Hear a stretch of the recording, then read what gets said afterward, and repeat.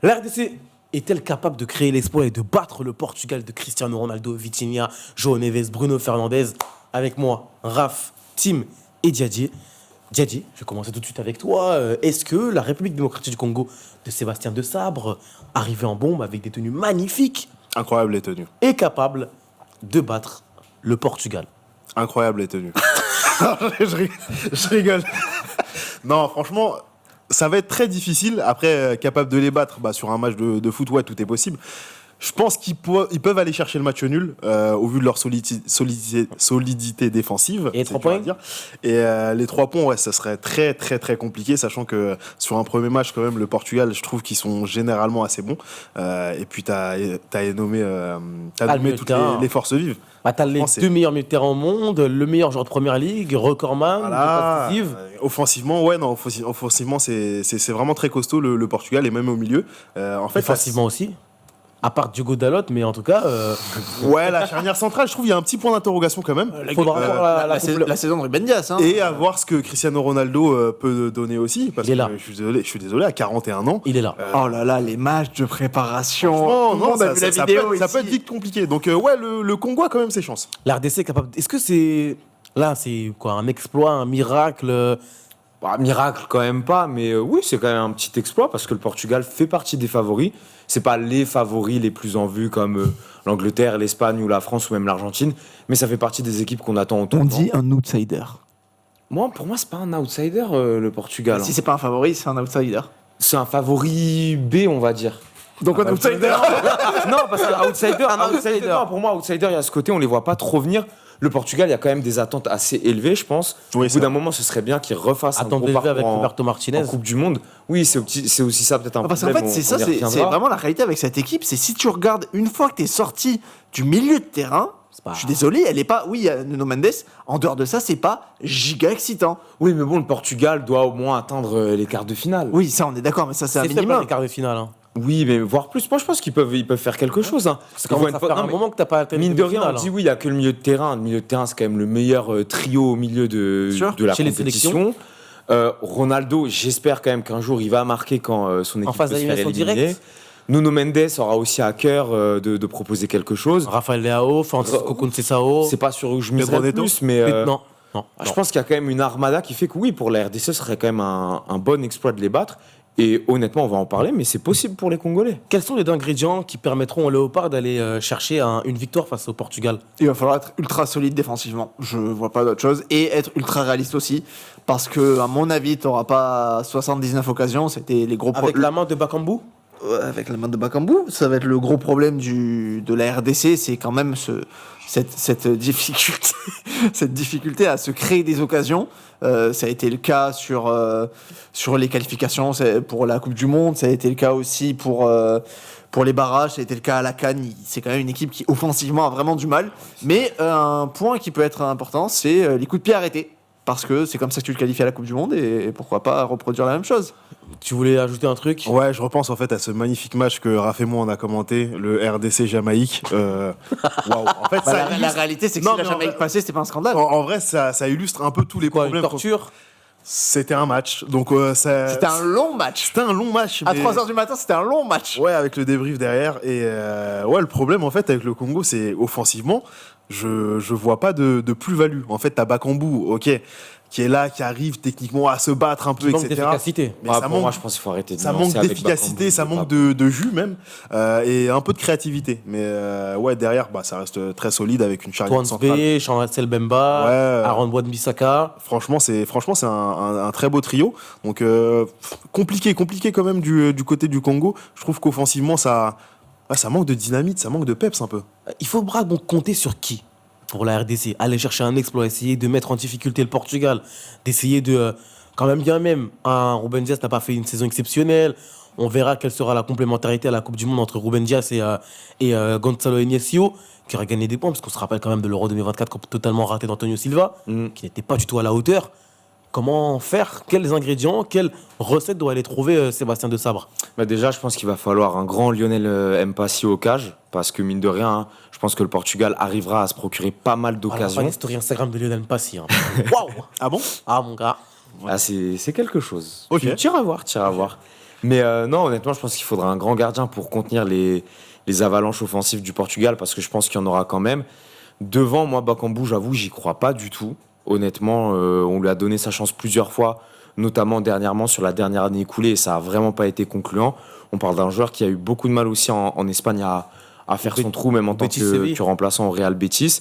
Donc pour le coup, peut-être que ça viendra d'un bon Gonda. Peut-être Noah Sadiki va se révéler. C'est vrai que c'était une des stars montantes du football congolais qu'on attendait à la CAN. Il nous a un petit peu déçus. C'était ma déception du côté des congolais. Vraiment, ouais, on avait pas mal de vibes. Nous qui le regardons assez souvent en première ligue, c'est vrai qu'on avait des attentes qui n'ont pas été remplies. Donc ouais, peut-être un Noah Sadiki, bien inspiré justement au milieu de ce très très fort milieu portugais d'essayer de créer son trou et de faire son match. Offensivement, qui sont les autres joueurs qui pourront faire pencher la balance en faveur des Léopards? Après, là, gros, tu commences à pousser un peu, je vais pas te mentir.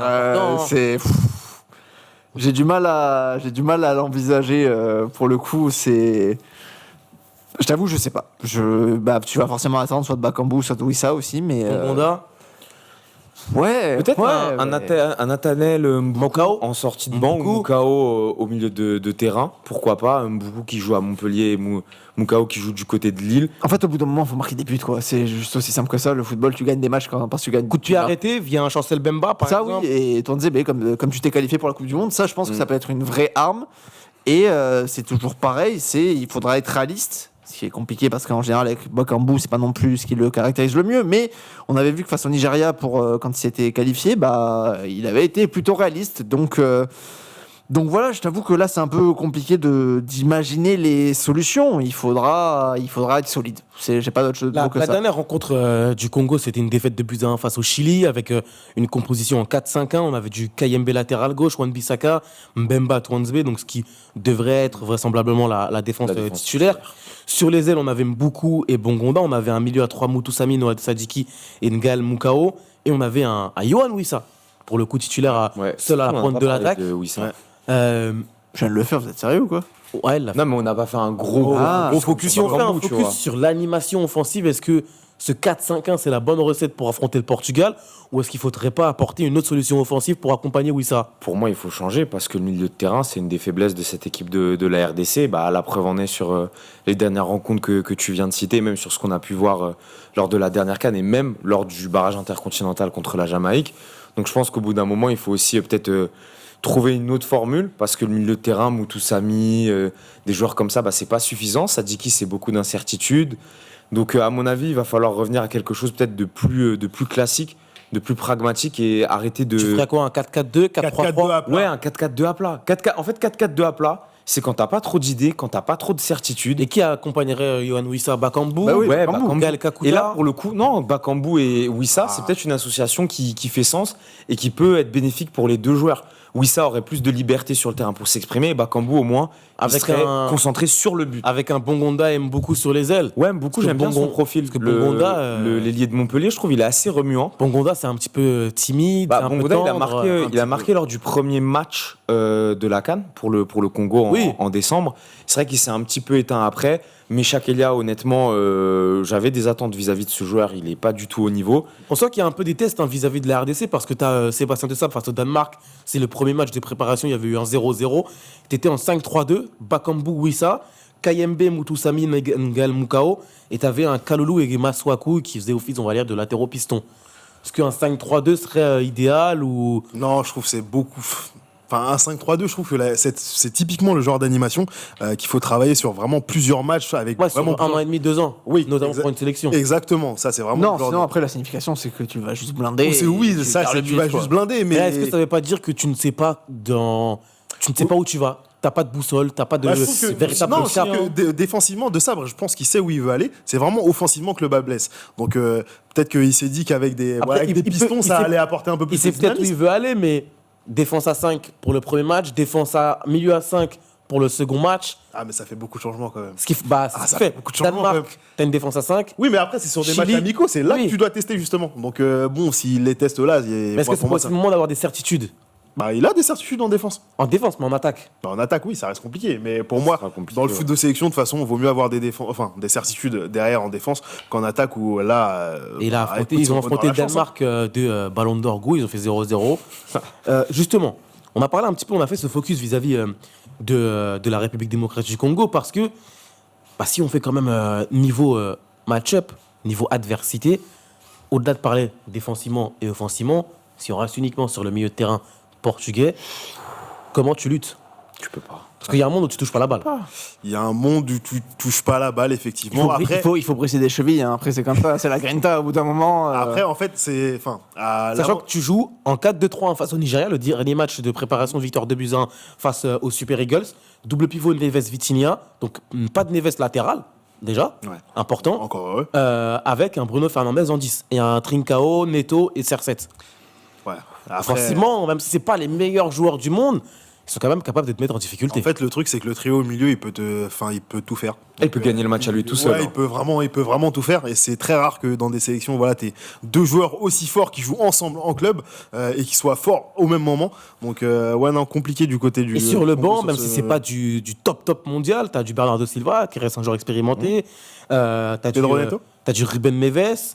Pedro Neto, t'es titulaire. Ouais. T'as du Joao Félix qui techniquement peut conserver le ballon et tu peux faire rentrer un Trincao c'est ça. Ouais, donc ça reste vraiment des joueurs qui déstabilisent vraiment et très bons. Mais bon, moi, je suis désolé, Joao Félix, ça me fait pas flipper plus qu'autre chose. Cristiano Ronaldo, 41 ans.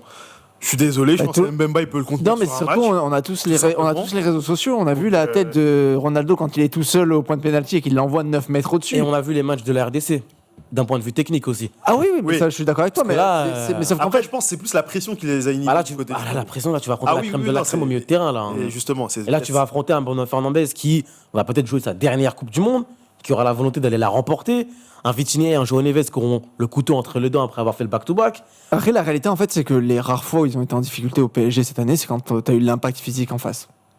Quand en fait, tu les as pas laissés jouer. C'est tout simplement après, ça. L'impact physique, c'était des joueurs qui, avec le ballon, n'étaient pas effrayés. Je suis totalement d'accord avec toi, mais sauf que là, si on parle de les empêcher de jouer, on parle pas de marquer des buts, si tu veux empêcher de jouer ce fameux milieu, il faut couper les connexions entre les trois. C'est aussi simple que ça. Faut aussi, ça veut dire que tu es une équipe qui un petit peu quitte sa zone. Il faut faire un pressing. C'est sûr, si tu les attends. Un bloc médian. Oui, je pense que oui. Parce que là, en fait, si tu fais un bloc bas, ça peut être ultra dangereux. Mais si tu fais un bloc médian, attention aux ouvertures. Mais le truc, c'est que si tu fais un bloc bas, Bruno Fernandes, Neves, Vitinha sont aussi capables d'allumer à l'entrée de la surface. Donc, qu'est-ce qu'on fait côté RDC? Pour moi, déjà, bloc médian joue. Ouais, mais même grossièrement, il faut juste se sortir les doigts et ne pas avoir peur. Alors oui, c'est une confrontation qui peut être qui fait un petit peu peur. Il y a déjà des enjeux. Oui, le Portugal, c'est un peu l'ogre de cette poule, mais au bout d'un moment, c'est aussi la tournée les latéraux, parce que c'est les latéraux titulaires, ça sera il y a quand même des certitudes. Il y a quand même des certitudes du côté de la RDC. Il faut jouer sur ces certitudes-là. Alors oui, tu vas peut-être pas proposer un football champagne, mais au bout d'un moment, moi j'entends vos certitudes, le but c'est de marquer des buts et d'avoir des points. Et le match nul, honnêtement, ce serait un bon résultat. Pour moi, il faut pas y aller. La RDC doit viser quoi? Tu dois viser par rapport à ce match-là? Non, par rapport au groupe. La qualification. La qualification, et c'est quelle place? La deuxième. Pour moi, après moi, la deuxième, tu dois gagner. Oui. C'est vrai que la deuxième place, t'as intérêt à gagner. Mais parce que l'objectif de meilleur troisième, encore une fois, c'est trop risqué. Tu sais pas ce qui va se passer. S'ils finissent meilleur troisième et que ça leur permet de se qualifier, si tu fais match nul, t'es obligé de gagner ton prochain match. Oui, mais ils peuvent battre la Colombie sur 90 minutes. Oui. Je pense. Après, à voir s'il met... c'est sûr que s'il met un 5-5-0 et qui cadenasse et qui nous met 3 milieux de terrain qui ne sont pas bons balle au pied, ça sera compliqué même face au Cafeteros. Mais s'il y a un 4-2-3-1 dans l'esprit de ce qu'on a pu voir notamment face au Sénégal lors du deuxième match de groupe de la CAN, il y a peut-être des options, il y a peut-être de l'espoir aussi pour la RDC, plutôt que de juste bétonner. Et là, pour le coup, tu compromettrais vraiment tes chances. Cafeteros, c'est stylé ça. Ouais. C'est pas mal. C'est fort. Ça progresse. Le match entre la RDC et le Portugal, 19h, voilà. Houston, Texas. Ou Houston Stadium. Voilà. Heure française, 19h? Oui. On est bien, hein. On est bien. C'est parce que c'est le 17, c'est ça? Exactement, le 17. En gros, je crois que pour les grosses nations, ça sera des horaires abordables pour les Européens. Ouais. Voilà. Oh, mais c'est pas pour le Congo. Mais quelle grâce, oui, ils sont tes bas. Bon, écoute. Score final. 1 partout. Ok. 3-1 Portugal. Ok. 2-0 Portugal. Ok. 3-0 Portugal. dans les commentaires. N'hésitez pas à nous dire ce que vous pensez de cette affiche entre le Portugal et la République démocratique du Congo. Est-ce que les Léopards seront capables de créer d'exploits et de battre les Portugais? Partagez, commentez, likez, mettez les 5 étoiles sur les plateformes de podcast. Et d'ici là, à la prochaine. Salut.